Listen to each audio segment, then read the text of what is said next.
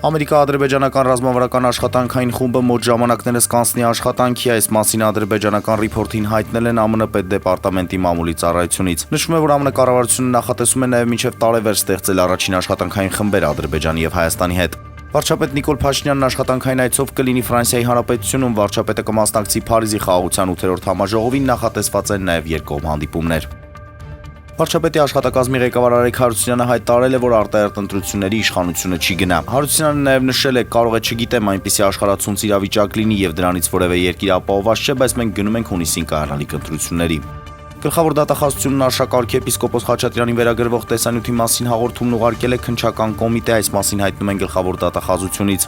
Ռուսաստանը բարձր է գնահատում Դուշանբեում Պուտին-Ալիև երկկողմ հանդիպման արդյունքներն, այն կարևոր էր, այս մասին ճեպազրույցի ժամանակ հայտարարել է Կրեմլի ներկայացուցիչ Դմիտրի Պեսկովը։ Վերջինս հայտնել է, որ Ռուսաստանն ու Ադրբեջանը քրտնաջան աշխատանք են տանում տարբեր մակարդակներում, երկու երկրների երկխոսությունը շարունակվում է։ Մադրիդի Ռեալի եզրային հարձակվող Վինիսիուս Ժունիորը խնդրել է իր գործակալին այլակում գտնել, եթե սերուսքայինների գլխավոր մարզիչ Խաբի Ալոնսոն իրեն չհամարի թիմի անհրաժեշտ խաղացող։ Բրազիլացին մտադիր չէ երկարաձգել պայմանագիրը, եթե իրավիճակը չփոխվի։